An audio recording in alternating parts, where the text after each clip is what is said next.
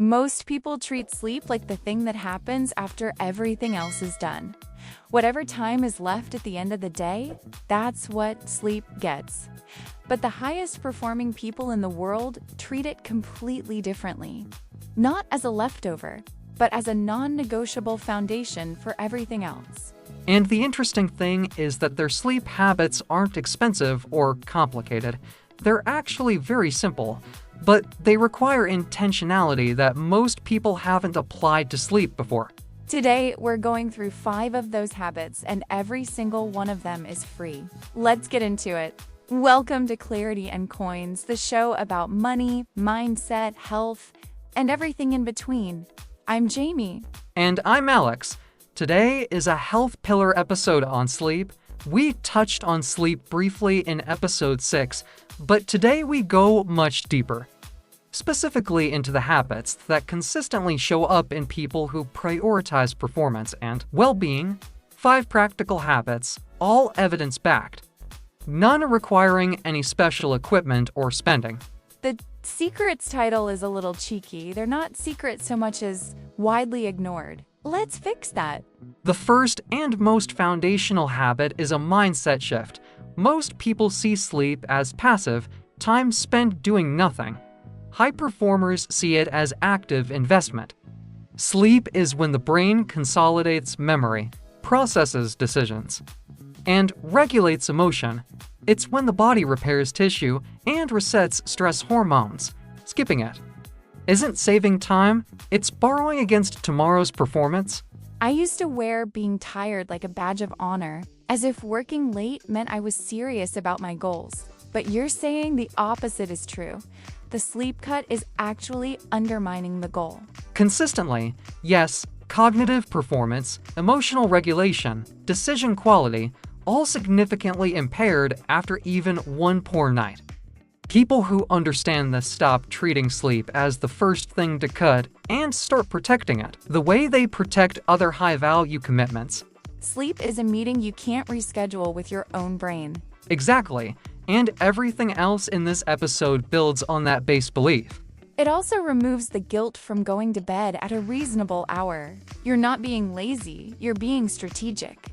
That reframe matters more than people think. Protecting sleep should feel like discipline, not indulgence. Habit 2, a fixed wake time, including weekends. Not a flexible window, a specific time. This anchors the body's circadian rhythm, which is the internal clock governing when you feel alert and when you feel sleepy. A consistent rhythm means you fall asleep more easily, sleep more deeply, and wake more naturally. Irregular wake times, especially sleeping insignificantly at weekends, disrupt this rhythm every single week. That explains the phenomenon of feeling worse after a long weekend lie-in than before it. You've thrown the rhythm off. It's sometimes called social jet lag, shifting your internal clock back and forth weekly the way travel shifts it geographically. The fix isn't to wake up early necessarily. It's to wake up at the same time consistently, once that anchor is set. Sleep quality improves even before anything else changes. I've resisted this one for years because weekends feel like the reward. But framing it as giving my brain a stable anchor makes it feel worth protecting rather than restricting. And you can still rest on weekends, just through naps rather than sleeping in past your anchor time. Short naps of 20 to 30 minutes don't disrupt the rhythm the way a 2-hour lie-in does. Habit 3, and I suspect this involves putting the phone down. Among other things. High performers tend to have a deliberate wind-down ritual in the final hour before sleep, and screens are usually not part of it. The reason isn't just the blue light, though that does affect melatonin. It's the stimulation. Emails, social media, and news keep the brain in an activated state at exactly the time it needs to begin decelerating. The brain doesn't switch off instantly, it needs a runway. So scrolling until midnight and then wondering why you can't sleep is essentially refusing to give the plane a landing strip. That's a good way to put it. The ritual doesn't need to be elaborate. Reading a physical book, light stretching, journaling, a warm drink in a dim room. What matters is that the hour is protected and consistent. It signals to the brain, we are winding down now. Small, repeated signals.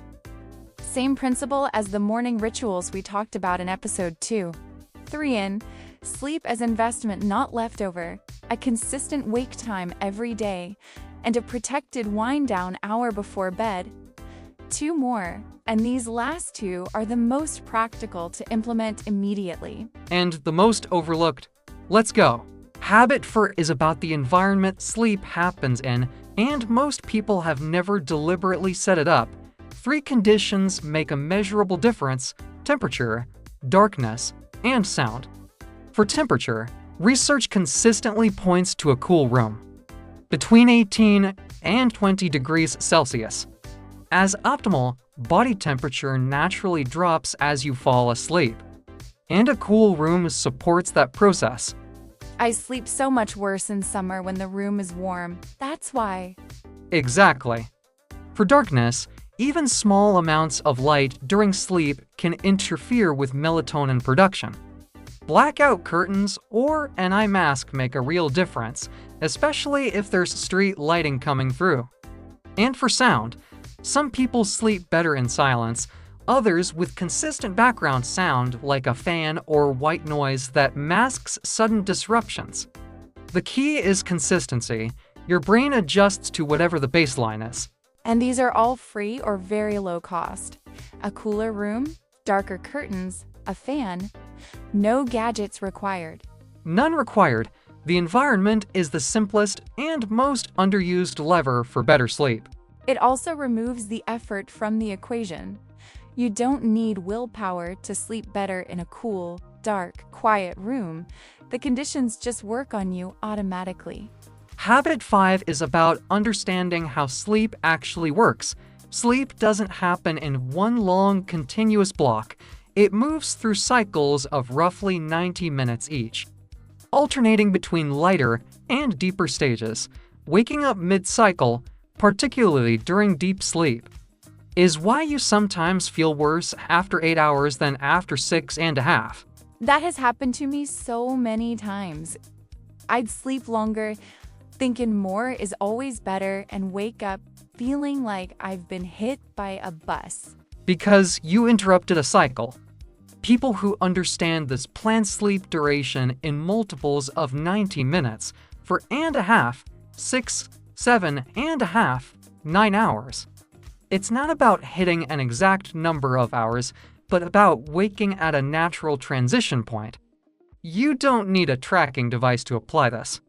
Simply count back from your target wake time in 90-minute blocks to set your bedtime. So if I need to be up at 7, I'd want to be asleep by either 11:30 or 10 o'clock, 5 cycles or 4 cycles. Precisely, add 15 minutes to account for the time it takes to fall asleep, and you have a genuinely science-informed bedtime without any technology required. 5 habits. Treat sleep as investment, fix your wake time, protect the hour before bed, optimize your environment, and plan around 90-minute cycles. What's the starting point? Choose one of 2 things. Either set a consistent wake time starting tomorrow and keep it for 7 days straight, including the weekend, or tonight, protect the final hour before bed, no screens. No news, something quiet. That's it. One change, 7 days.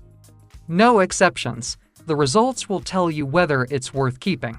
And the beautiful thing about sleep improvements is that you feel them fast. Unlike some habits where the payoff takes weeks, better sleep tends to show up within 2 or 3 nights. That feedback loop is one of the things that makes sleep habits easier to stick to than many others.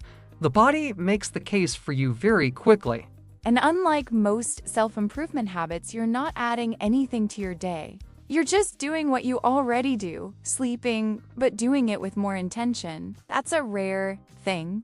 The return on that intention is one of the highest available to any of us.